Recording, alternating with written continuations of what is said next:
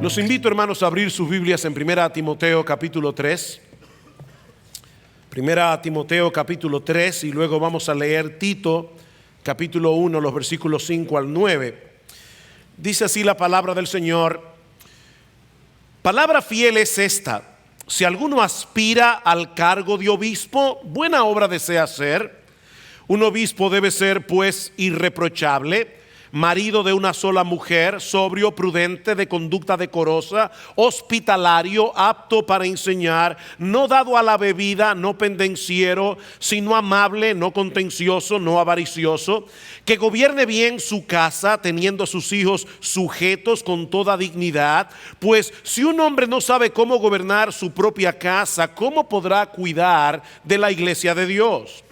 No un recién convertido o un neófito, no sea que se envanezca y caiga en la condenación en que cayó el diablo. Debe gozar también de una buena reputación entre los de afuera de la iglesia, para que no caiga en descrédito y en el lazo del diablo. Tito capítulo 1. Tito capítulo 1 versículo 5, dice Pablo a Tito: por esta causa te dejé en Creta, para que pusieras en orden lo que queda y designaras ancianos en cada iglesia, como te mandé. Esto es, si alguno es irreprensible, marido de una sola mujer, que tenga hijos creyentes, no acusados de disolución ni de rebeldía, porque el obispo debe ser irreprensible como administrador de Dios, no obstinado, no iracundo, no dado a la bebida, no pendenciero, no amante de ganancias deshonestas, sino hospitalario, amante de lo bueno, prudente, justo, santo, dueño de sí mismo, reteniendo la palabra fiel, que es conforme a la enseñanza, para que sea capaz también de exhortar con sana enseñanza y refutar a los que contradicen. Una vez más vamos a pedir al Señor que nos ayude en la administración de la palabra. Padre, acabamos de cantar que nosotros queremos que tú nos muestres a Cristo a través de tu palabra. Y qué bueno, Señor, haber cantado ese himno antes de esta predicación, porque ciertamente no hay ningún pasaje de las Escrituras que nosotros podamos predicar fielmente que no muestre a Cristo. Y este es uno de ellos, Señor. Nosotros queremos entonar, afinar nuestro corazón a la mente de Cristo.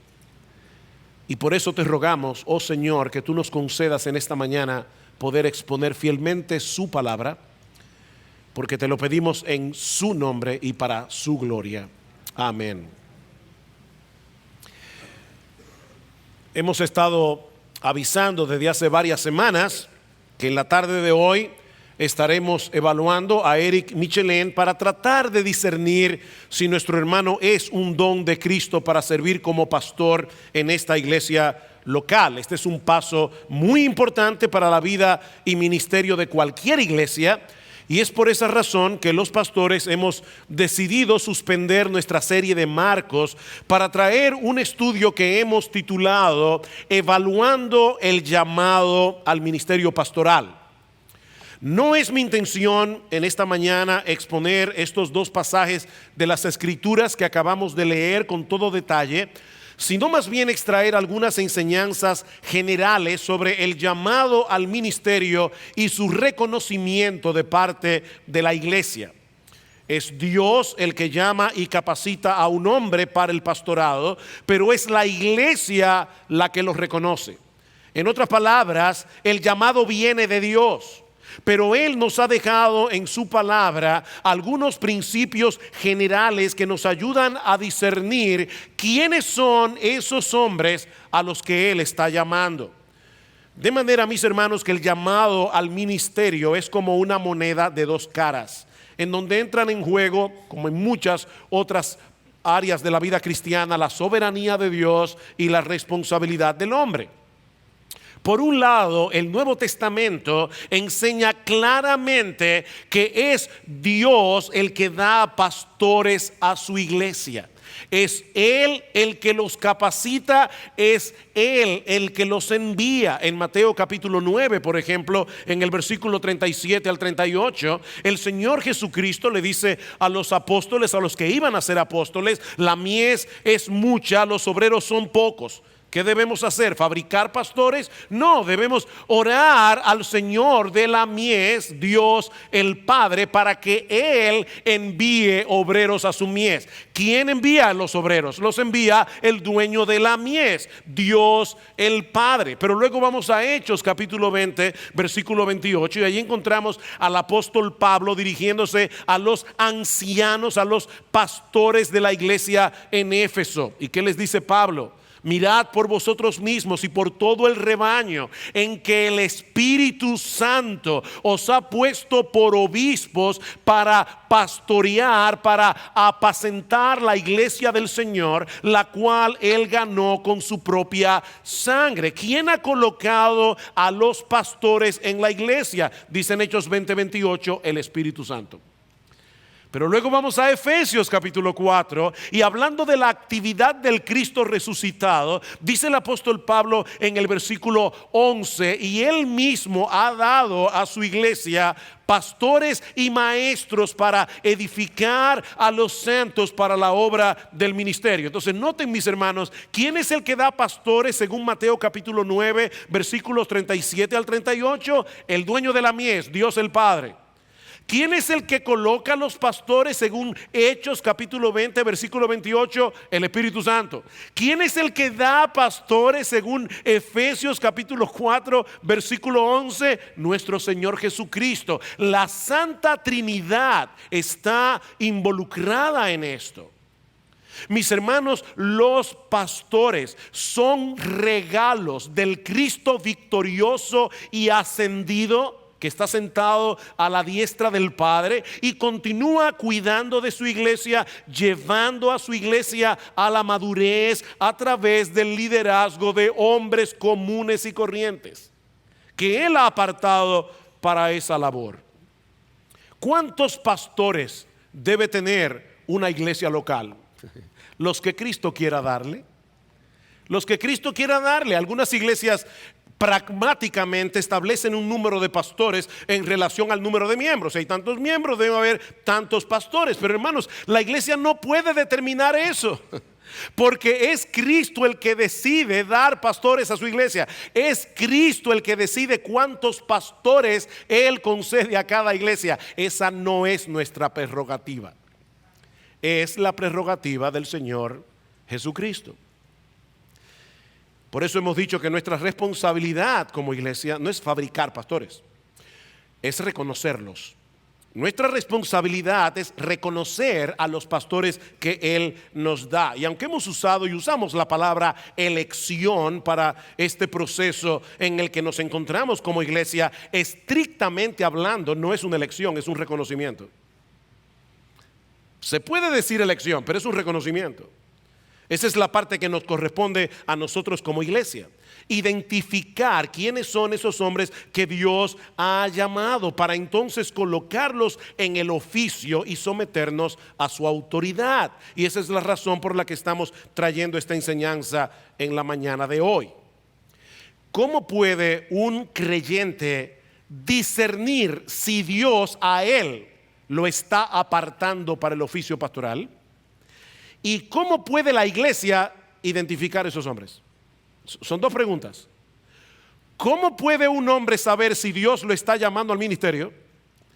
¿Y cómo puede la iglesia reconocer si es real que Dios está llamando a un hombre al ministerio pastoral? Bueno, hay tres enseñanzas generales que nosotros podemos extraer de estos pasajes que yo acabo de leer y que espero que puedan prepararnos para lo que vamos a hacer en esta tarde cuando vengamos a hacer esta evaluación pública. Lo primero es que el hombre llamado al ministerio debe poseer un profundo y desinteresado anhelo por cuidar el rebaño de Cristo. Todo hombre llamado al ministerio debe poseer un profundo y desinteresado anhelo por cuidar el rebaño de Cristo. Vean una vez más el capítulo 3 de 1 Timoteo versículo 1. Palabra fiel es esta: si alguno aspira al cargo de obispo, buena obra desea hacer. Y esa palabra deseo es la palabra griega epithumia, que a veces se traduce en el Nuevo Testamento como concupiscencia. No está hablando de un deseo superficial, está hablando de un deseo profundo. Si alguno aspira al cargo de obispo, buena obra desea hacer. Esta palabra aspirar significa literalmente extenderse hacia algo. Señala el esfuerzo que hacemos con el propósito de obtener algo que deseamos. Por eso la Reina Valera del 60 lo traduce como anhelar. El que anhela obispado, buena obra desea. El estudiante que anhela llegar a ser profesional, ¿qué tiene que hacer? Tiene que esforzarse para lograr esa meta. El atleta que quiere ganar una competencia tiene que esforzarse. Y lo que Pablo dice aquí es que los que tienen esa aspiración por el obispado, buena obra desean hacer. Ahora es importante señalar aquí que en el Nuevo Testamento se usan distintas palabras para señalar el mismo oficio. A veces se les llama pastores, a veces se les llama ancianos, otras veces se les llama obispos, pero no son tres oficios distintos, sino el mismo oficio señalado con el mismo nombre. Y yo sé, hermanos, que esta es una enseñanza muy conocida para algunos de ustedes, pero la composición de nuestra iglesia ha cambiado con el paso de los años. Han entrado muchos miembros nuevos, así que permítanme citar algunos textos de las Escrituras para probar que esto es así. Por ejemplo, en Hechos capítulo 20, un texto que citamos hace un momento, en Hechos capítulo 20, versículo 17, dice Lucas que desde Mileto el apóstol Pablo mandó un mensaje a Éfeso y llamó a los ancianos de la iglesia. ¿Y qué les dijo Pablo a los ancianos de la iglesia? Versículo 28. Tened cuidado de vosotros y de toda la grey, en medio de la cual el Espíritu Santo os ha hecho obispos para pastorear la iglesia de Dios. ¿Ven ustedes, mis hermanos, los tres términos? ¿A quiénes llamó Pablo? A los ancianos. ¿Qué les dice Pablo a los ancianos? El Espíritu Santo los puso como obispos. ¿Para qué? Para pastorear la iglesia. Son obispos, son ancianos, son pastores. De paso, hermanos, esa es la razón por la que el cuerpo pastoral de esta iglesia, en el cuerpo pastoral todos tienen la misma autoridad, aunque no tengan la misma función. En esta iglesia ningún pastor es más pastor que los otros pastores. Porque si nosotros colocáramos a algún pastor por encima de los pastores, estamos inventando un oficio que no existe en el Nuevo Testamento, un pastor de pastores. Pero aquí no hay pastor de pastores. Aquí todos somos pastores y todos tenemos la misma autoridad. Y cuando vamos a tomar una decisión, el voto de cada pastor vale exactamente lo mismo que el de los demás. El hecho de que haya pastores que prediquen más, y vamos a ver más adelante por qué, no quiere decir que el pastor que predica tiene más autoridad. En esta iglesia hay paridad pastoral porque solamente existen dos oficios en la iglesia, o pastor o diácono. Tito capítulo 1, versículo 5, el texto que leímos hace un momento.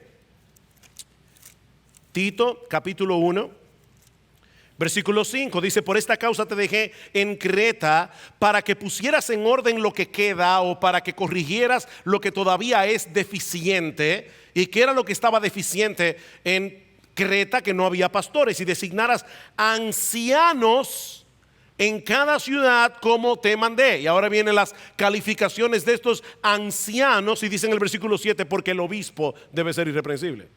Ancianos, obispos. Y otro texto que no voy a citar aquí, pero lo pueden buscar en sus casas, Primera de Pedro capítulo 5, versículos 1 al 2. Allí encontramos la misma terminología: ancianos, pastores, obispos. De manera que cuando Pablo habla en nuestro texto de aspirar al obispado, él se está refiriendo a todos aquellos que anhelan servir en el oficio o en el ministerio pastoral. Y los que tienen esa aspiración, los que tienen ese anhelo, buena obra desean hacer. Por eso yo decía que es un anhelo profundo y desinteresado. Porque Pablo está hablando de aspirar por la obra, no por el puesto. ¿Se dieron cuenta? El que anhela el cargo de obispo, buena obra desea hacer. Lo que Pablo exalta aquí es la obra, la aspiración por la obra ministerial. Esa palabra obispo significa uno que supervisa, uno que sobrevela la grey. Todo hombre llamado por Dios al ministerio siente un fuerte anhelo por promover el reino de Dios, supervisando la grey de Dios. Spurgeon decía: si después de un cuidadoso examen un hombre descubre que tiene un motivo diferente que el de la gloria de Dios y el bien de las almas para optar por el pastorado, haría bien en volverse de él inmediatamente. Es la gloria de Dios y es el bien de las almas lo que este hombre aspira. Así que todo el que quiere entrar en el ministerio con una conciencia tranquila debe estar seguro de que no ambiciona otra cosa que la gloria de Dios y el bien de las almas que están en la iglesia. Ahora bien, no importa cuán profundo y desinteresado pueda ser el anhelo de un hombre por el ministerio, la Biblia también enseña, en segundo lugar, que ese llamamiento debe ser confirmado por otros. Repito, no importa cuán profundo, cuán desinteresado sea el anhelo de un hombre por el ministerio, la Biblia también enseña que ese anhelo debe ser confirmado, ese llamamiento debe ser confirmado por otros. El llamamiento al ministerio es algo de tanta importancia que Dios no lo ha dejado únicamente en manos del que anhela el ministerio. Así que cuando Pablo dice en nuestro texto que es necesario, ¿verdad?, que el obispo sea irreprensible, marido de una sola mujer, etcétera, él está presuponiendo que esta persona será evaluada para asegurarnos de que esas calificaciones están allí en el individuo. Él va a ser evaluado por otros. ¿Evaluado por quiénes? ¿Quién evalúa esto? Bueno, en primer lugar, los pastores que pastorean la grey.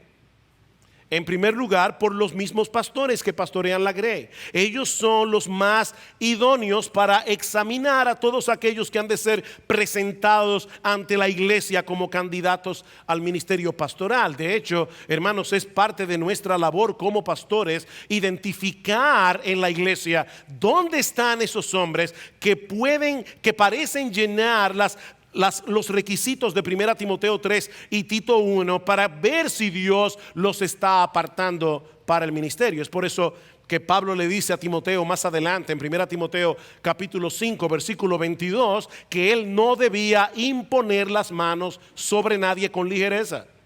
Es nuestra labor tener cuidado como pastores de no imponer las manos con ligereza.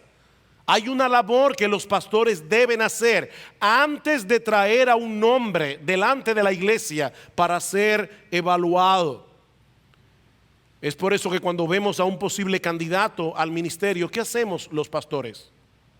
Nos acercamos a esa persona para saber si tiene el anhelo y entonces comenzamos una labor de evaluación privada.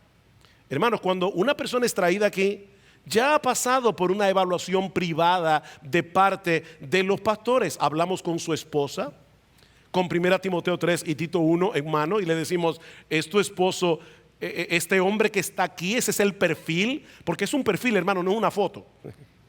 Es un perfil. Uno puede decir es fulano de tal, pero la fotografía de 1 Timoteo 3 y Tito 1 es el Señor Jesucristo. Él es que cumple esto a la perfección. Pero nos acercamos a la esposa. Este perfil que aparece aquí es el de tu marido. Si tiene hijos adultos, nos acercamos muchas veces a los hijos para preguntarles? ¿Nos acercamos a los amigos más cercanos de esta persona en la iglesia para ver si ellos están viendo en este individuo las características de un hombre que parece estar siendo llamado al ministerio? Cuando todo parece indicar que es así, entonces pasamos a otra etapa.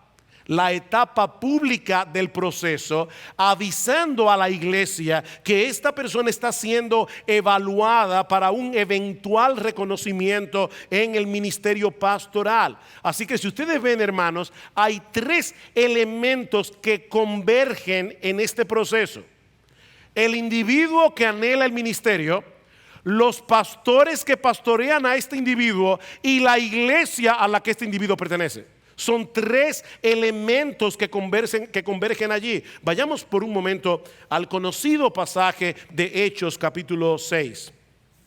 Aquí es donde muchos entienden que se eligieron los primeros diáconos en la iglesia de Jerusalén. Hechos capítulo 6, y vamos a leer los versículos 1 al 6.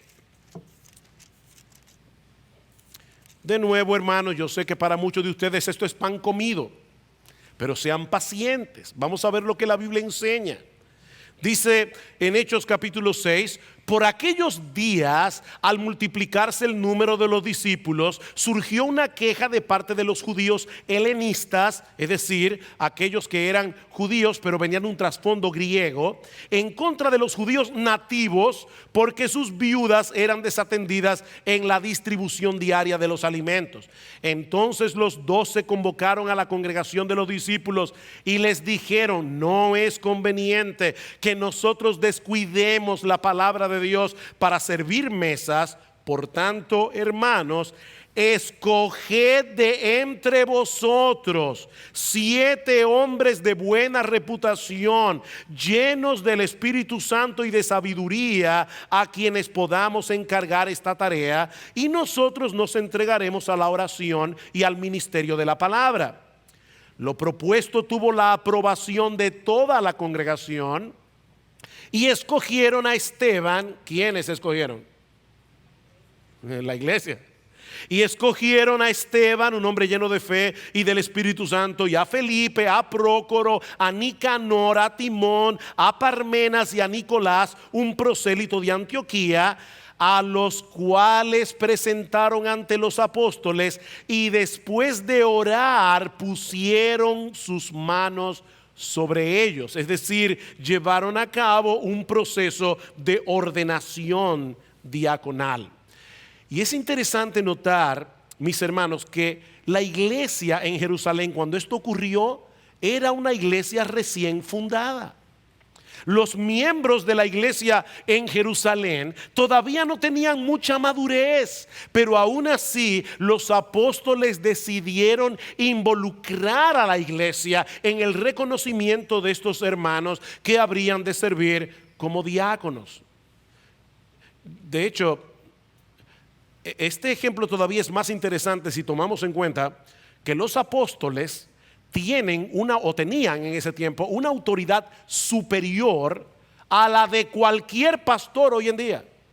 Y sin embargo, los apóstoles le pidieron a la iglesia que se involucrara en buscar estos hombres dentro de ellos mismos.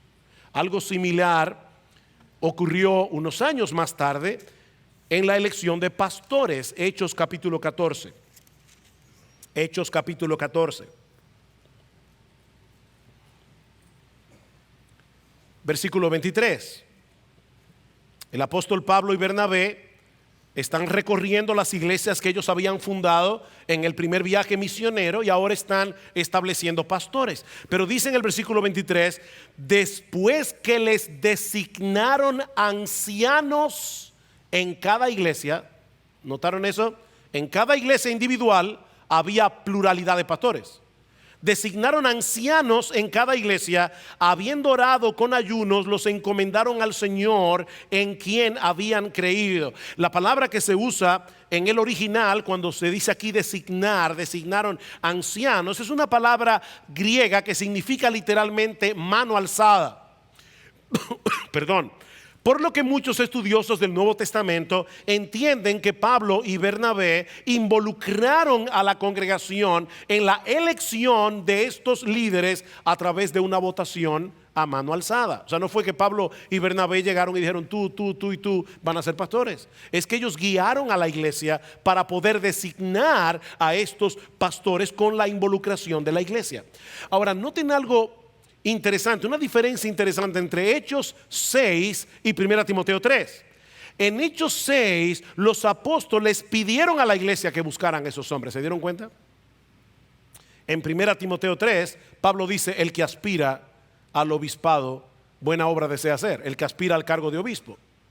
¿Qué quiere decir esto? Como hemos dicho muchas veces a lo largo de la historia de esta iglesia local, cada vez que nos hemos involucrado en este proceso, hermanos míos, la Biblia no tiene un formato establecido de cómo es que surgen esos nombres para ser evaluados. La Biblia no tiene un formato. En ocasiones serán propuestos por la iglesia, como en Hechos 6. Otras veces los pastores somos lo que vemos que hay un hombre allí y nos acercamos a ese hombre para preguntarle si tiene el anhelo. Y de hecho, a lo largo de la historia de esta iglesia, algunos de vuestros pastores llegaron a ser evaluados porque nosotros nos acercamos a ellos y les dijimos: ¿aspiras tú al ministerio pastoral? En otras ocasiones son los mismos hermanos los que manifiestan interés de servir al Señor en el ministerio. No hay un formato. Pero una vez son traídos delante de la iglesia, no importa cómo el nombre haya llegado aquí, ahora le corresponde a la iglesia participar en el proceso de elección con la guía y dirección de los pastores. Eso es lo que vemos en el Nuevo Testamento. Nosotros queremos discernir la voluntad de Dios y creemos que Dios hablará por medio de la iglesia. De ahí la importancia de este proceso público que hemos seguido en las últimas semanas. Se avisa a la iglesia que hay un hermano que está siendo evaluado para el ministerio pastoral y se da tiempo suficiente para que, si alguno tiene alguna razón por la que piense que ese hermano no debe ser pastor, hable directamente con él o hable con nosotros, dependiendo de la naturaleza de la inquietud. Luego de ese tiempo pasamos a lo que vamos a hacer esta tarde, que es una evaluación positiva, porque lo negativo debió tratarse en privado, yendo a través de las cualificaciones de 1 Timoteo 3 y Tito 1 para estar seguros de que esa persona que está siendo evaluada, en este caso Eric Michelén, posee este perfil que Pablo nos dibuja en ese texto. Y luego que hemos oído a la iglesia en general, yendo cualificación por cualificación: es marido de una sola mujer, gobierna bien su casa, es hospitalario, es sobrio, prudente, decoroso, apto para enseñar, etcétera, etcétera. Entonces pasamos a la votación. De hecho, como verán esta tarde, es nuestra costumbre pedir a todos los familiares directos de la persona evaluada que salgan del salón. Así que obviamente yo no voy a estar aquí. Digo, sí voy a estar aquí, pero no voy a estar aquí. Voy a estar en una oficina en lo que se hace la evaluación pública, porque nosotros queremos que los hermanos hablen con libertad y den testimonios que corroboren que ciertamente esas calificaciones están allí en un grado o en otro. ¿Y por qué hacemos eso? En una iglesia del tamaño de la nuestra, es probable que algunos no conozcan muy bien a la persona que está siendo evaluada. Eso es probable. O es probable que algunos no conozcan algunas áreas particulares de la persona que está siendo evaluada. Pero al escuchar el testimonio de los demás, eso nos permite votar con una limpia conciencia, descansando en el testimonio colectivo de la congregación. Y esa votación al final, mis hermanos, es extremadamente importante, porque el reconocimiento final está en manos de la iglesia. El reconocimiento final está en manos de la iglesia. Pero no solo eso, al involucrarnos en la votación y al escuchar la voz de la mayoría de la iglesia, eso pone un peso sobre nuestras conciencias de someternos a todos aquellos que la iglesia en su mayoría reconoce como pastor. Eso pone un peso. Así que es sabio que la iglesia entera se involucre dando testimonio, y es extremadamente importante y requerido en el Nuevo Testamento que la iglesia se involucre en la votación.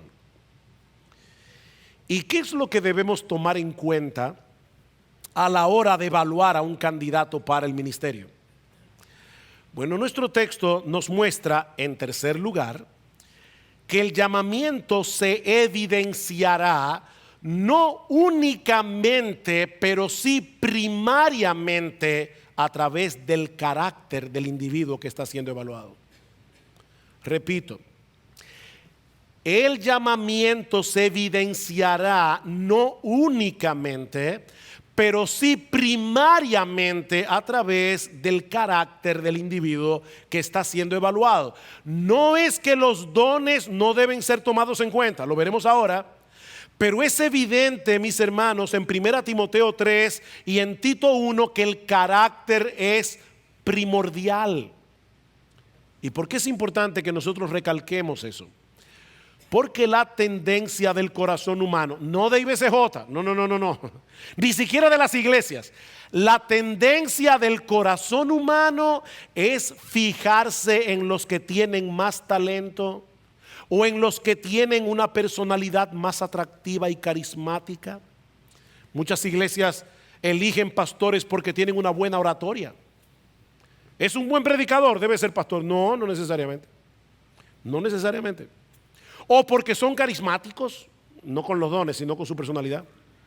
O porque tienen inclusive hasta un talento gerencial innato. Hermanos, eso no es lo que la Biblia nos manda a buscar en un hombre que está siendo evaluado para el ministerio. Cuando nosotros examinamos la lista de los apóstoles en los evangelios, una de las cosas que llama poderosamente la atención es lo diferentes que eran los unos de los otros. Increíblemente diferentes en trasfondo y en personalidad. Algunos eran impetuosos como Pedro, y Pedro siempre tenía un papel protagónico. Yo no recuerdo casi ninguna escena de los evangelios que involucre a los apóstoles que Pedro no tenga un papel protagónico. Esa era de su personalidad. Otros, como el hermano de Pedro, Andrés, tenían un perfil más bajo, eran personas que estaban detrás. Simón el Celote había pertenecido al ala revolucionaria de la sociedad judía. Él era un izquierdista del tiempo del Señor. Mateo, por el otro lado, era un publicano. Su labor era cobrar impuestos a sus hermanos de raza para dárselo al imperio opresor. Así que en el mismo grupo de los apóstoles teníamos un izquierdita y un derechita. Increíble. Juan y Jacobo, otro par de hermanos en el cuerpo de apóstoles, aparte de tener los dos un temperamento tan aguerrido que Cristo le llamó Boanerges, hijos del trueno, también parecían tener una actitud bastante exclusivista. ¿Recuerdan ustedes en Marcos, que ya estudiamos hace poco, cuando ellos le dijeron al Señor: había un hombre que hablaba de ti pero no nos seguía, y le dijimos que no lo hiciera, que no sacara fuera demonios en tu nombre? Eran exclusivistas. Sin embargo, está Felipe, que parece ser una persona más accesible. Nosotros vemos, por ejemplo, en el capítulo 12 del Evangelio de Juan, como unos griegos se acercan precisamente a Felipe, no a Juan ni a Jacobo, a Felipe, para que él los llevara y los introdujera con el Señor Jesucristo. ¿Cuál es el punto aquí? Que todos tenían personalidades y trasfondos distintos, pero el Señor trabajó con cada uno de ellos para forjar un carácter. Y es ese carácter el que nosotros vemos reflejado en 1 Timoteo 3 y Tito 1. Vean una vez más 1 Timoteo 3, palabra fiel es esta: si alguno aspira al cargo de obispo, buena obra desea hacer. Un obispo debe ser pues irreprochable, debe ser irreprensible. Ahora, esta palabra obviamente no significa sin pecado, porque de hecho, si fuera así, los 9 pastores existentes, esta tarde traemos nuestra carta de renuncia. Decía R.C. Sproul que la iglesia es la única institución del mundo, que requiere de sus miembros que sean pecadores. Increíble. Ninguna otra institución, ningún otro sitio del mundo dice, uno de los requisitos para pertenecer a este grupo es que seas pecador. Si tú no eres pecador, bueno, eres un mentiroso, pero el punto es que somos pecadores, pecadores perdonados. Lo que Pablo está diciendo aquí es que la persona elegida para el ministerio pastoral debe ser un hombre que no pueda ser acusado verazmente de nada que lo marque como indigno de estar en la posición de ser un embajador de Jesucristo. Y ahora Pablo nos provee 5 categorías distintas en las que esta irreprensibilidad debe ser evaluada. Y Pablo comienza por donde debe comenzar, por el hogar. Versículo 3. Un obispo debe ser pues irreprochable, marido de una sola mujer. Y luego en el versículo 4, que gobierne bien su casa, teniendo a sus hijos sujetos con toda dignidad. Pues si un hombre no sabe cómo gobernar su propia casa, ¿cómo podrá cuidar de la iglesia de Dios? De paso, a las personas que nos visitan, por favor noten que los obispos, pastores, ancianos no deben ser célibes. Deben estar casados. Y deben gobernar bien su casa, deben manifestar competencia doméstica. Y no es que un soltero no pueda ser pastor, porque Pablo era soltero y el Señor Jesucristo era soltero. Aquí estamos hablando de que si el hombre está casado, debe mostrar competencia doméstica, porque el que no sabe gobernar su propia casa, ¿cómo cuidará la iglesia de Dios? Y eso debe identificarse a través de su trato con su esposa. Debe ser evidente su fidelidad conyugal, marido de una sola mujer, y que haya dado muestra de sabiduría al gobernar a sus hijos. En Tito capítulo 1 versículo 6, Pablo vuelve sobre esta cualificación y dice: el que fuere irreprensible, marido de una sola mujer, y tenga hijos creyentes que no estén acusados de disolución ni de rebeldía. Esta palabra, que se traduce como creyente, puede ser traducida también como dignos de confianza, como lo traducen otras versiones, que tenga hijos obedientes mientras vivan bajo su techo, obviamente. Por eso dice que no sean acusados de disolución ni de rebeldía. En otras palabras, lo que Pablo está enfatizando en esta cualificación o calificación es que los hombres que sean considerados para el ministerio pastoral deben mostrar competencia en el gobierno de su hogar, independientemente de si sus hijos son creyentes o no. Hermanos, la Biblia enseña claramente que Dios es soberano en la salvación de los pecadores. Por más competente que sea un padre en la crianza de sus hijos, esa competencia no asegura que van a ser salvos. De hecho, si lo que se espera de un pastor es que todos sus hijos sean creyentes, eso plantearía un serio problema. Supongamos que nosotros estamos considerando a un hombre que tiene un hijo de 1 año de edad. ¿Debemos exigirle que su niño de 1 año sea creyente? Pastor, claro que no. Ok, ¿y si tiene 6? ¿Y si tiene 10? ¿Y si tiene 14? ¿A qué edad ya no puede ser inconverso el hijo de un pastor? No importa donde tú coloques la edad, eso va a ser una medida completamente arbitraria. El punto focal de esta calificación es la competencia del pastor para gobernar y dirigir a los que están a su cuidado, porque él tendrá a su cargo el gobierno de la iglesia. Obviamente la respuesta de los hijos a la crianza de este hombre será un indicativo que nos ayudará a evaluar si el individuo es competente o no en el gobierno de su casa. Pero yo creo que casi todos los padres aquí saben por experiencia que un buen gobierno nunca garantiza sumisión y contentamiento de parte de los gobernados. Nunca garantiza eso. ¿Cuál es el ejemplo más contundente que nosotros tenemos en la Biblia de esa realidad? La persona de Dios. Dios es un Padre perfecto. Perfecto. En sus tratos para con nosotros, Él combina perfectamente la ternura y la firmeza. Las demandas de nuestro Padre Dios siempre son justas, siempre son sabias, pero aún así Él tiene hijos rebeldes. En Isaías capítulo 1 versículo 2 dice Dios a través del profeta: escucha tu tierra, porque habla Jehová. Crié hijos y los engrandecí y ellos se rebelaron contra mí. Dios está diciendo: yo los crié y ellos se rebelaron contra mí. Y más adelante en Isaías capítulo 5 dice: escuchen ahora el cantar de su amado a su viña. Había un hombre que tenía una viña, la plantó de vides escogidas, la cuidó, la despedregó, le echó agua todo el tiempo. ¿Cómo es posible que cuando ese hombre fue a buscar uvas en sus viñas, en vez de encontrar buenas uvas, encontró uvas silvestres? Y dice Dios en su palabra: ¿qué más hubiera yo podido hacer por mi viña que yo no haya hecho? Y yo creo que no hay ningún padre aquí, ningún padre, ninguna madre que pueda decir delante de Dios: yo he hecho todo lo que yo tenía que hacer con mis hijos. Nadie puede decir eso. Dios sí lo puede decir. Y Él tiene hijos rebeldes. ¿Qué es lo que debemos evaluar entonces con respecto a este asunto? Debemos evaluar las normas que un padre impone sobre su casa.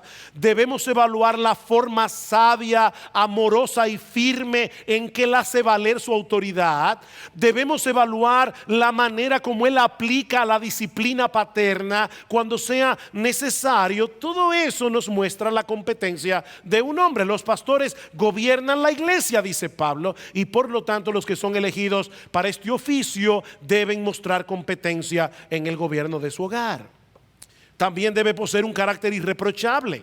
Capítulo 1, 3, versículo 2 otra vez dice Pablo: un obispo pues debe ser irreprochable, marido de una sola mujer, sobrio, prudente, de conducta decorosa, hospitalario, apto para enseñar, no dado a la bebida, no pendenciero, sino amable, no contencioso, no avaricioso. ¿Se dan cuenta? Pablo está señalando aquí algunas virtudes que deben estar presentes en esta persona y algunos vicios que deben estar ausentes. Virtudes que deben estar presentes, vicios que deben estar ausentes. Por un lado, el pastor debe poseer un carácter sobrio, moderado, equilibrado, sin excesos. Se trata de una persona que siempre está en sus cabales, o la mayoría de las veces, porque algunas veces todos nos salimos de los cabales. Este hombre puede tener un buen sentido del humor, gracias al Señor, pero sabe distinguir cuándo es tiempo de reír y cuándo es tiempo de estar serio. En otras palabras, es un hombre que tiene suficiente dominio de sí mismo para actuar por principios y no simplemente por deseos o emociones. Otra virtud que debe estar presente es la de un corazón amante y generoso. Dice que el pastor debe ser hospitalario, dice Pablo. Debe poseer la capacidad de ser sensible, sobre todo hacia aquellas personas que los demás tienden a olvidar, a pasar por alto, aquellos que probablemente no podrán recompensarle lo que han hecho. ¿Y cuáles son los vicios que deben estar ausentes? Básicamente tres. En primer lugar, los pastores no deben ser sabios en su propia opinión. No deben ser sabios en su propia opinión. En Tito 1:7 Pablo dice que el obispo no debe ser un soberbio. Y esa palabra significa voluntarioso, arrogante, inflexible, obstinado, testarudo. Hermanos, nunca, no importa cuántos dones tenga un hombre, no importa cuánto sirva en la iglesia, nunca coloquen en el ministerio pastoral a un hombre así.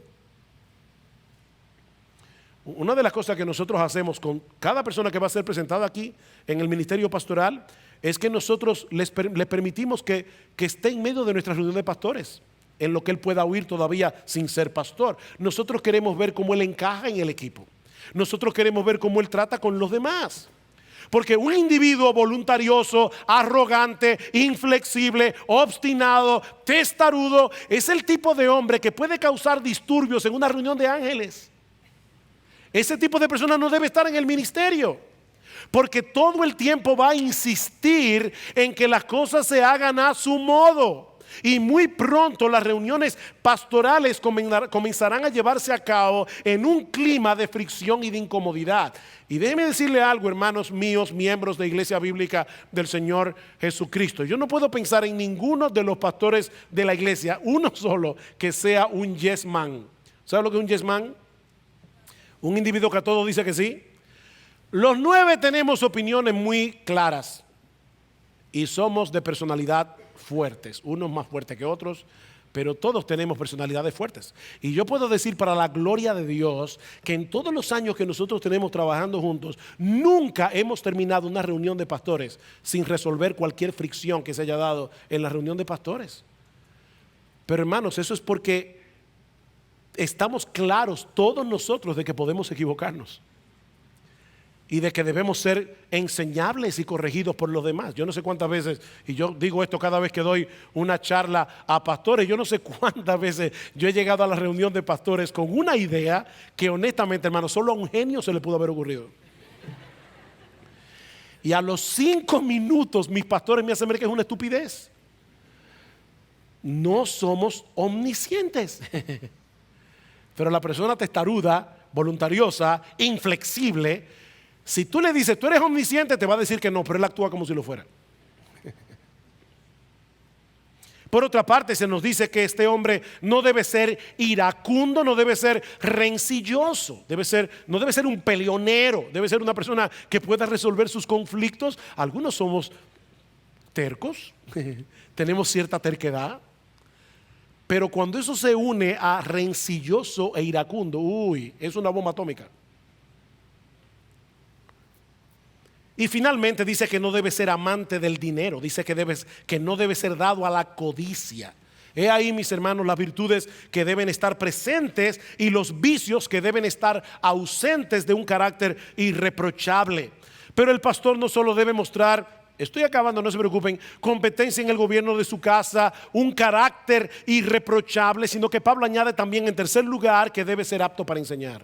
Debe ser apto para enseñar. En Tito capítulo 1 versículo 9 dice que debe tener la capacidad de exhortar con sana enseñanza y aún convencer a los que contradicen. Alguien ha dicho, debe tener la habilidad de presentar la verdad en una forma clara, lo suficiente como para que las personas puedan entender lo que está diciendo. Debe poseer en alguna medida la habilidad de comunicar.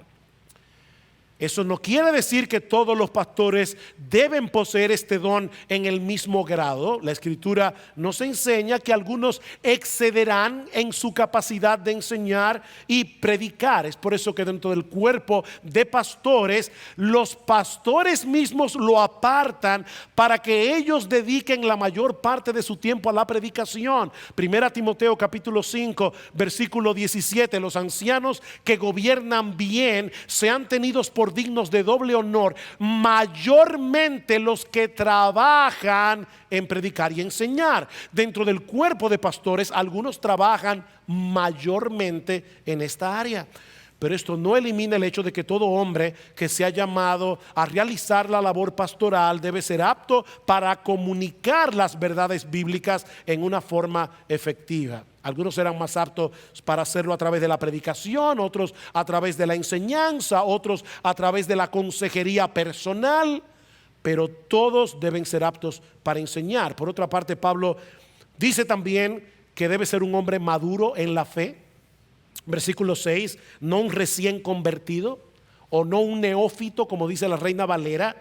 No sea que se envanezca y caiga en la condenación en que cayó el diablo. La palabra neófito significa una planta recién plantada, no un recién convertido. Es un hombre que posee cierto grado de madurez espiritual, porque de no ser así, esto no solo podrá ser desastroso para la iglesia, sino también para él mismo cuando se vea en esa posición y sea tentado a envanecerse y caer en la condenación del diablo. Es decir, la sentencia que fue pronunciada contra Satanás debido a su arrogancia. Y finalmente, Pablo menciona que debe tener una buena reputación en el mundo. Versículo 7. Debe gozar también de una buena reputación entre los de afuera de la iglesia para que no caiga en descrédito y en el lazo del diablo.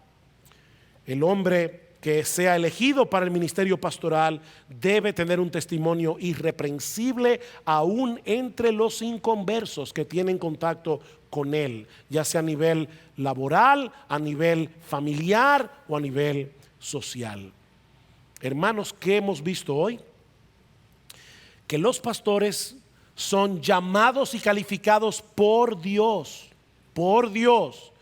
para cuidar la iglesia en su nombre, pero que la iglesia es la encargada de reconocer a estos hombres que han sido llamados y calificados por Dios para este oficio. ¿Cómo puede la iglesia reconocer a estos hombres? Tomando en cuenta tres cosas. Si la persona posee un anhelo profundo y desinteresado por cuidar el rebaño de Dios, si de acuerdo al testimonio primero de los pastores, pero también de la iglesia, esta persona posee un carácter irreprochable y si es apto para enseñar. Como pueden ver, mis hermanos, este proceso es bien serio, pero no es algo místico. Este es un proceso serio, muy serio, pero no es algo místico. No hay que esperar una revelación especial de Dios o percibir una especie de aureola alrededor de la persona que está siendo considerada para saber si Dios la ha llamado. No. Si una persona anhela el ministerio pastoral y de acuerdo a la evaluación de los pastores y de la iglesia, este hombre posee las cualificaciones de 1 Timoteo 3 y Tito 1, entonces podemos dar nuestro voto de reconocimiento con una limpia conciencia. ¿Y por qué ese reconocimiento público es importante?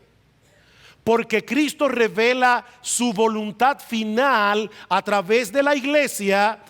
Y repito lo que decía hace un momento, porque eso contribuye a amarrar nuestras conciencias al testimonio colectivo de la congregación a la hora de reconocer a estos hombres como una autoridad oficialmente designada por Dios y a la que yo me debo someter como miembro de esta iglesia. Mis hermanos, déjeme decirlo de la manera más clara posible: los pastores no imponen pastores. Los pastores no imponen pastores, pero los pastores guían a la iglesia en el reconocimiento de esos hombres, como vemos claramente en el Nuevo Testamento. Este es un proceso que debe hacerse en oración, en dependencia del Espíritu de Dios. Pero hermanos, ahora ha llegado el momento de tomar una decisión como iglesia. Y todos los miembros de esta iglesia deben estar aquí esta tarde. Todos los miembros de esta iglesia deben estar aquí esta tarde para involucrarse en esta evaluación y en esta votación pública. ¿Tú sabes por qué? Porque nos interesa el bienestar de esta iglesia, de este cuerpo local, y porque nosotros queremos saber si la cabeza de esta iglesia nos está concediendo el regalo de otro pastor.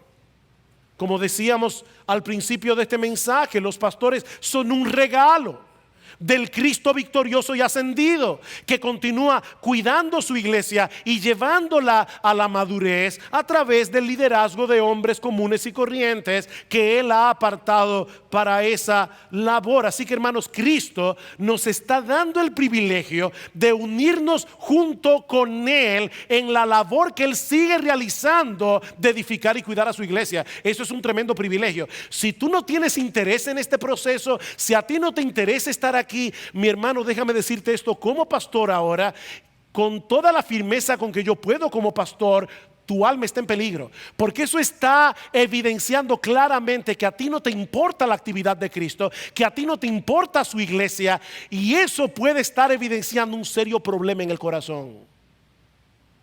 Un serio problema en el corazón. Esto es serio, hermanos. No es místico, pero es serio. Nuestro Señor Jesucristo nos está dando un privilegio. Nos está dando un tremendo privilegio. Vengan y únanse a mí en este proceso de yo dar pastores. Wow, qué condescendencia del Señor. Él es soberano, como decíamos al principio, en la cantidad de pastores que Él concede a cada iglesia. Pero hermanos, nosotros somos responsables en reconocerlos. Nosotros somos responsables en colocarlos en el oficio de la manera como Él ha establecido en su palabra. Así que hermanos, que Dios continúe enviando más pastores a esta grey, conforme a su corazón.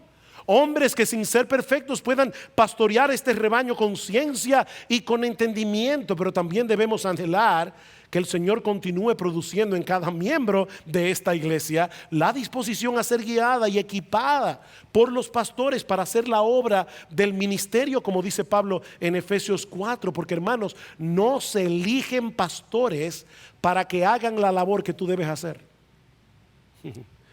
No se eligen pastores para hacer lo que a todos nos corresponde. Se eligen pastores para que nos equipen adecuadamente para hacer con fidelidad la obra que a todos nos corresponde como parte de este cuerpo local. Vamos a orar, vamos a poner en sus manos la conclusión de este proceso de reconocimiento pastoral para que Él confirme esta tarde a través de la mayoría cuál es su santa y perfecta